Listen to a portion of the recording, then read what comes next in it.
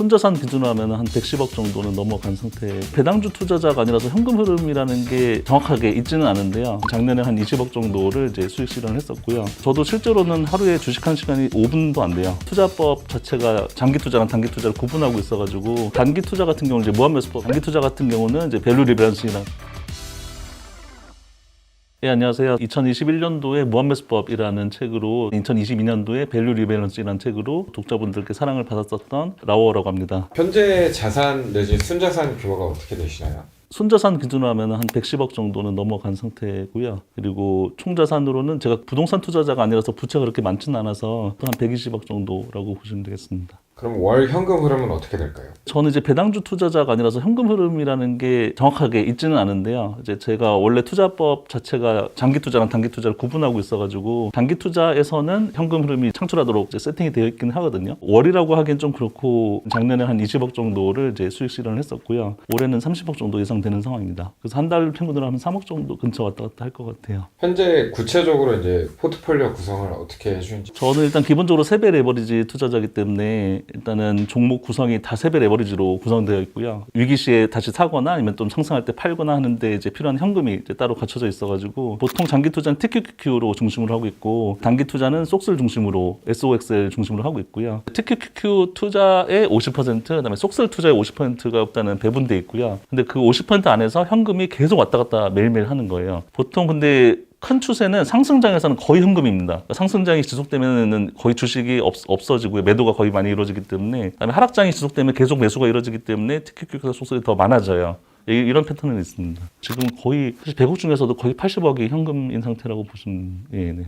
본인만의 투자법 대해 설명 부탁드립니다. 단기 투자 같은 경우는 이제 무한매수법이 단기 투자에 해당이 되는데요. 보통 이제 40일 정도 기준으로 잡고 분할 매수, 분할 매도로 이루어지는 타이밍이 있고요. 그다음에 장기 투자 같은 경우는 이제 밸류 리밸런싱이랑 현금의 비중에 따라서 그 밸류 값이 가파르게 올라가거나 또는 좀 덜 올라가거나 이런 것들을 이제 조절할 수가 있어서 그거에 따라서 또 매수 매도가 이루어지는 패턴이 있거든요. 현금이랑 같이 리밸런싱하는 것이 굉장히 중요하기 때문에 그런 것을 좀 공식화해서 이제 만들었다고 보시면 되겠습니다. 참고하시는 레퍼런스나 단기 투자 무한매수법 같은 경우는 코스트 에버리징이라는 것을 큰 틀로 만드는 방법이고요. 그다음에 장기 투자인 이제 밸류 리밸런싱은 그 전에 이제 미국에서 밸류 에버리징이라는 개념이 또 있었어가지고 밸류 에버리징을 기반으로 만든 이제 방법이긴 합니다. 그래서 기존의 투자법이 아무래도 이제 좀 더 구체적이진 않거든요. 단순히 분할 매수, 분할 매도 이렇게 하는 것보다는 조금 더 구체적으로 하고 싶어서 아예 공식으로 만들어서 어느 타이밍에는 무조건 매수하다가 또 어느 타이밍에는 매도 하거나 이런 것들이 아주 정확하게 구체화되어 있긴 합니다. 지금은요. 수학으로 먼저 공식 만들어 놓고 규칙을 이제 미리 만들어 놓은 거죠. 코스트 어베이징이나 밸류 어베이징 조금 더 상세하게 설명이 가능할까요? 일단 코스트 에버리징은 많이들 아시는 개념이긴 한데요. 정액 분할 매수를 보통 코스트 에버리징이라고 하거든요. 예를 들면 주식을 한 개 매일매일 이렇게 살 수도 있고요. 평균을 만들어가기 위해서 아니면 이제 한 개 사다가 많이 떨어지면 뭐 반통이 난다든지 그냥 2개를 산다든지 해서 같은 액수를 비슷하게 해서 맞추는 방법도 있고 여러 가지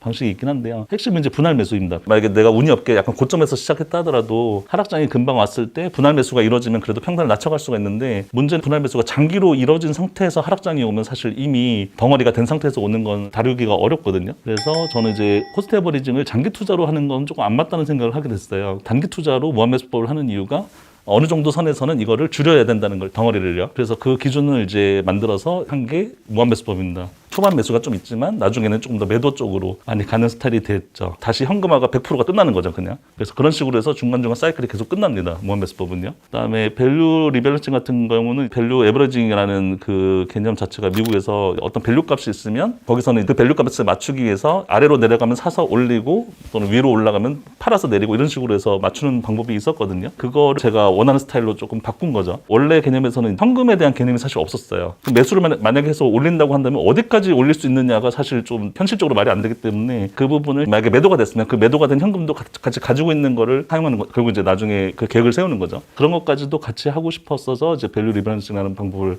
만들게 된 겁니다. 많은 분들이 근데 실제로 제 투자법을 좋아하시는 이유는 이런 개념을 사용해서라기보다는 중개를 하고 계산을 하면 딱 값이 그냥 나오거든요. 계산했을 때 값이 나오는 그걸 되게 좋아하세요. 그 값이라는 게 정확히 뭐 어떤 예를 들면 이제 무한매수법 같은 경우는요. 어떤 가격 이상이 되면은 팔자, 그다음에 어떤 가격 이하가 되면 사자라는 개념이 있거든요. 여기 $50를 이제 기준으로 잡았을 때 종가가 몇 달러 될지 모르지만요. 그래서 $51가 되면은 자동으로 팔리는 거예요. 그 LOC 매수라는 그런 이제 또 증권사의 시스템이 있어가지고 그냥 뭐 아침이나 낮이나 그렇게 걸고 아무것도 안 합니다. 실제로는요. 이미 계산되어 있는 규칙이 있고 하기 때문에 그래서 저도 실제로는 하루에 주식하는 시간이 5분도 안 돼요. 장투는 비슷한 기준으로 가나요? 조금 다르긴 한데요. 근데 방식은 비슷하게 합니다. 방식은 마찬가지로 기준점이 모하메스법은 이제 코스트 에버리징으로 만든 거고 장투는 밸류 에버리징 기반으로 만든 거라서 조금 차이는 있지만요. 어쨌든 이제 중개하는 방식은 똑같은 건 맞아요. 소점 둘째 자리까지 정확하게 또 매수 매도점이 있거든요. 잡는 원리가 뭐예요? 모하메스법 같은 경우는 이름을 조금 잘못 지은 감이 있는데 이제 무한히 매수를 하는 방법은 아니고요. 1,000만 원이면 1,000만 원 또는 뭐 1억이면 1억 이렇게 이제 처음에 기준을 잡고 분할수도 본인이 정할 수가 있어요. 제가 기준으로 드린 건 이제 40분할이긴 하지만요. 뭐 20분할이나 30분할로 하셔도 뭐 상관없습니다. 40분할로 치면은 예를 들면 1억을 이제 무한매수를 한다 치면은 1회에 250만 원씩 계속 매수를 하는 겁니다. 매수를 하는데 그 매수가 뭐 하락장이냐 이제 상승장에 따라서 이제 또 매수하는 단가라든지 평균가 계속 달라지긴 하는데요. TQQ 같은 경우는 평균 단가의 15% 정도 쏙술로 무한매수 하시겠다는 20% 정도를 제가 이제 기준을 일단 잡은 상태이긴 합니다. 실제로 15%가 될 때까지 계속 매수하면서 기다린 건 아니고요. 15% 되기 전에도 분할 매도를 해서 조금 양을 줄이는 무한매수법이나 코스트 에버리징 자체가 양이 너무 많아지면 하락장이 왔을 때 그거를 감당하는 평단이 안 낮아지거든요. 중간중간에 욕심을 조금 조절하는 또 장치들이 있어서 중간중간에 좀 분할 매도가 조금 들어가긴 합니다. 그렇게 해서 다시 분할 매수하고 분할 매도하는 게 나중에 사이클이 끝나는 거는 아까 말씀드린 15%가 됐을 때 끝나는 거예요. 거기서 전량 매도가 이루어지고 끝나는 게 TQQQ 무한매수법 또는 이제 속설 무한매수법이고요. 그렇게 했을 때 백테스트 상으로는 1년에 한 15%에서 20% 정도 또는 속설 같은 경우는 거의 한 30% 정도의 수익률이 1년 정도에 발생하기 때문에 처음에 1억 정도 원금을 잡았으면은 내가 실제로 매수를 다 못 쓰는 경우가 거의 대부분이긴 하거든요. 5천만 원이 만약에 남았다 하더라도 그걸 원금에 포함 안 하는 게 아니라 전체 1억을 원금으로 잡고 수익률이 그 정도 나온다는 겁니다. 안 사용하는 금액까지 다 포함해서요. 그렇게 해서 그 정도 수익률로 지금 이제 진행을 한 지가 5년 정도가 됐고요. 그 다음에 밸류 리밸런싱 같은 경우는 이제 TQQQ를 장기 투자하는 방법인데 장기 투자는 사실 소스를 추천하진 않습니다. 무조건 TQQQ로만 하는 거를 이제 추천을 드리고 있고 밸류 리밸런싱이라는 방법을 통해서 조금 더 레버리지 비율을 낮추는 거에 사실 초점이 있어요. 윗상단 또는 아래 하단에서 왔다 갔다 하면서 조금씩 이제 매수 매도를 하면서 이제 이어가는 방법이에요. V값이라는 거를 현금이 보통 많으면은 V값이 좀 더 위로 올라가도록 자극이 되고요. 그다음에 현금이 적으면은 V값이 별로 안 올라가거나 평행하도록 자극이 돼 있어가지고 그 V값으로